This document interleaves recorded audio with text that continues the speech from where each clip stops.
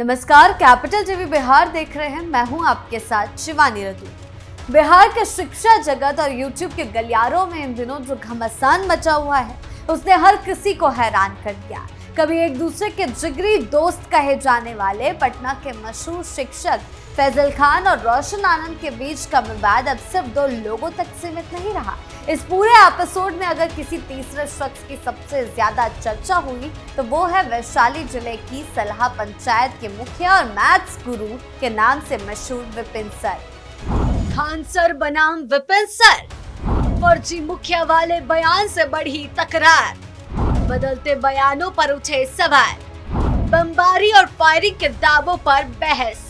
ये विवाद सिर्फ कोचिंग की सियासत या आपसी रंजिश का नहीं है, बल्कि इसमें फर्जी अधिकारियों के दावों, पुलिस फायरिंग, यूट्यूब स्ट्राइक और एक छात्र की दुखद मौत जैसे कई संवेदनशील पहलू जुड़े हुए हैं। आखिर कैसे टूटी सालों पुरानी दोस्ती, क्यों एक दूसरे पर लग रहे हैं इतने गंभीर आरोप, आइए जानते हैं विस्तार से।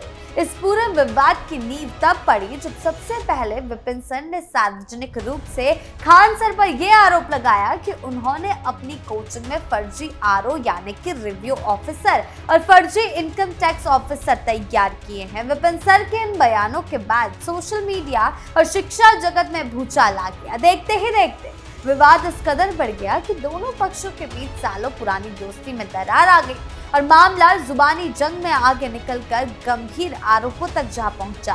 हाल ही में एक पॉडकास्ट के दौरान जब फैजल खान से इस बारे में सवाल किया गया तो उन्होंने तंज कसते हुए कहा था कि फर्जी आरओ और इनकम टैक्स ऑफिसर की बात तो हुई, लेकिन फर्जी मुखिया का जिक्र नहीं हुआ, वो भी हमने ही बनाया था। खान सर के इस बयान ने आग में घी डालने का काम किया है और विवाद एक बार फिर पूरी तरह से गर्मा गया है।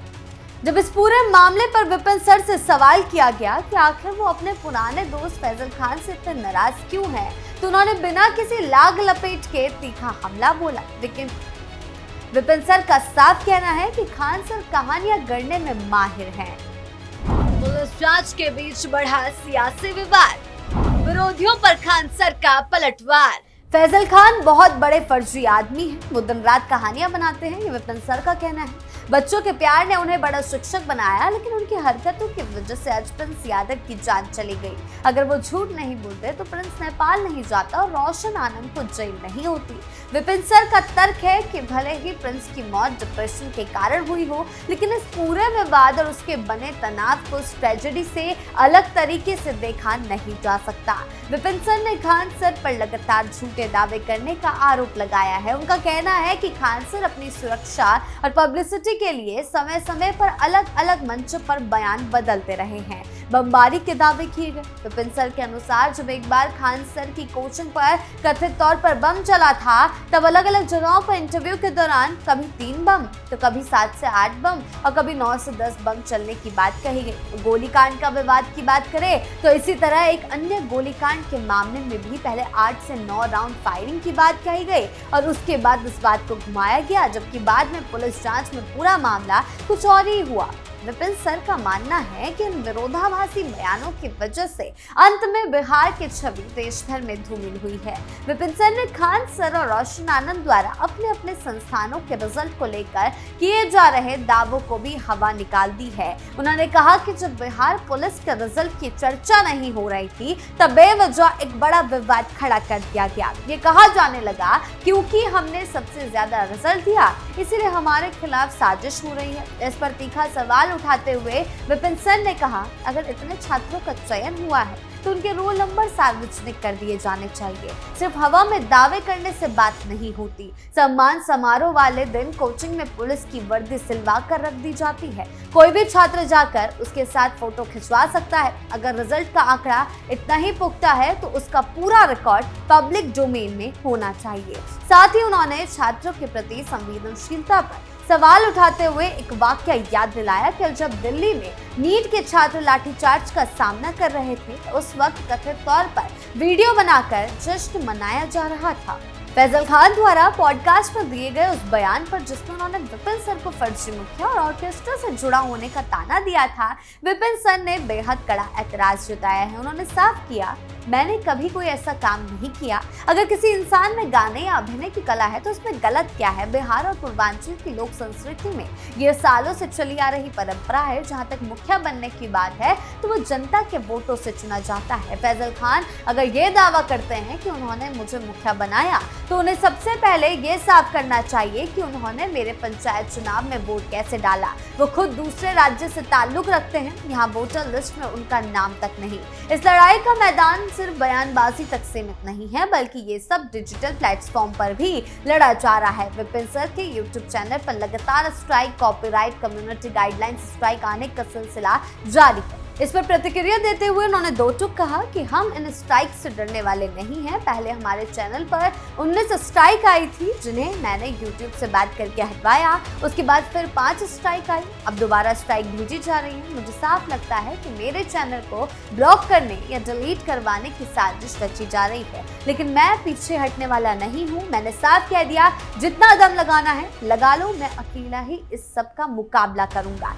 खान सर और विपिन सर के बीच का ये वाक्य अब केवल दो शिक्षकों की व्यक्तिगत अनबन नहीं रह गया, बल्कि ये सोशल मीडिया, स्टूडेंट कम्युनिटी और बिहार के शिक्षक समुदाय के बीच एक बड़ा चर्चा का विषय बन चुका है। एक तरफ जहां खान सर के अपने तर्क और दावे हैं, वहीं विपिन सर हर मंच पर दस्तावेजों और तीखे सवालों के साथ डटे हुए हैं। इस बीच रोशन आनंद भी लगातार उन पर हमलावर है। इस खुली जंग का अंत कहाँ जाकर होगा ये तो आने वाला वक्त ही बताएगा, लेकिन फिलहाल इस तकरार ने शिक्षा जगत की कई परतों को बेनकाब जरूर कर दिया है। बिहार के शिक्षा गलियारों और सोशल मीडिया पर फैजल खान और उनके आलोचकों के बीच चल रहा घमासान केवल वैचारिक मतभेद या कोचिंग की प्रतिस्पर्धा नहीं रह गया। ये कानूनी पेच और बयानों की गवाही का एक ऐसा जाल बन चुका है जिसमें खान सर के अपने ही पुराने और नए बयान उनके लिए बड़ी मुसीबतें बनते जा रहे हैं। विपिन सर और अन्य आलोचकों का मुख्य तर्क ये है कि फैजल खान ने अलग अलग मंचों और इंटरव्यू में अपनी कोचिंग पर हुए हमलों के आंकड़े अलग अलग बताए। कभी बमों की संख्या 3 बताई तो कभी 7 से 8 और कभी 9 से 10। इसी तरह फायरिंग के राउंड्स को लेकर भी बयान बदलते रहे। जब कोई सार्वजनिक हस्ती मीडिया या पब्लिक प्लेटफॉर्म पर अलग अलग बयान देती है तो एजेंसियां और विरोधी पक्ष से आधार बना लेते हैं। अदालत या पुलिस जांच में इन विरोधाभासों को बयानों की विश्वसनीयता पर सवाल खड़े करने के लिए इस्तेमाल किया जाता है, जिससे कानूनी शिकंजा कसने का रास्ता साफ हो जाता है।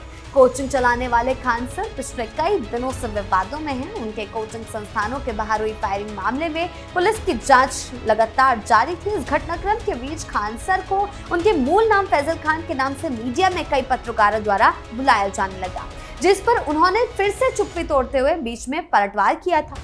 खान सर का कहना है कि जिन स्टूडेंट्स को उन्होंने पढ़ाया वो आज भी उन्हें खान सर कहकर बुलाते हैं, लेकिन जो अपना उन्हें जीजा मानते हैं वो उन्हें फैजल खान कहकर बुलाते हैं। शुभंकर मिश्रा के साथ एक पॉडकास्ट के दौरान जब खान सर से मीडिया की उन क्लिप्स को चलाकर जिसमें उन्हें फैजल खान बोला जा रहा था उस पर सवाल किया गया, पूछा गया कि आपको क्या बुलाऊं, खान सर या बाहुबली फैजल खान, तो उन्होंने कहा जिन बच्चों को मैंने पढ़ाया वो कल भी खान सर रहेंगे, मैं उनके लिए, और आज भी हूँ, लेकिन ससुराल पक्ष वाले मुझे फैजल खान कहते हैं, जो मुझे जीजा मानता है वो फैजल खान कहता है। वहीं रोशन आनंद पर सवाल करते हुए फैजल खान ने कहा कि जिस समय उन्होंने पॉडकास्ट रिकॉर्ड किया उस समय उन्हें नेपाल में होना चाहिए था। उनका कहना है कि क्या मैं इतना बेवकूफ़ हूँ कि अगर कोई गोली नहीं चली हुई होती तो क्या मैं झूठ बोलता? क्या मैंने रोशन के भाई प्रिंस को नेपाल भेजा था? मैंने कहा कि वो कमर में पिस्तौल लेकर घूमे, क्या मैंने उसको सिर पर पत्थर मारा था? खान सर ने आगे कहा कि प्रिंस के ऊपर 2 किडनैपिंग, आर्म्स एक्ट के मामले दर्ज हैं। जब खान सर के चाचा पर सवाल हुआ तो उन्होंने चाचा को चोटा बताया। साथ ही अवध ओझा द्वारा निशाना साधे जाने पर भी फैजल खान ने प्रतिक्रिया दी और कहा कि वो तो लाख करोड़ से नीचे की बात ही नहीं करते, वो तो राजा बनाते हैं। यानी कि फैजल खान बार बार अपने ही बयानों के चलते घिरते हुए नजर आ रहे हैं, जिसकी उनसे मुश्किलें जो हैं उनकी कम होने का नाम नहीं ले रही। आपकी इसको लेकर क्या राय है, हमें कमेंट सेक्शन में जरूर बताएं। धन्यवाद।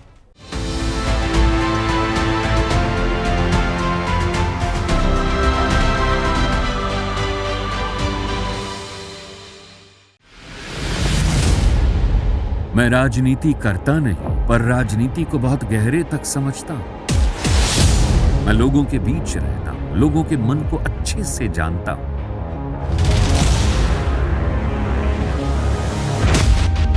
पब्लिक और पॉलिटिक्स की हर नफ्स को खूब पहचानता हूं। संघर्ष की सियासत से सत्ता के सिंहासन तक मैं हर खबर से खरा सच निकालता हूं। ना कोई दौड़, ना कोई race. Capital T, Uttar Pradesh.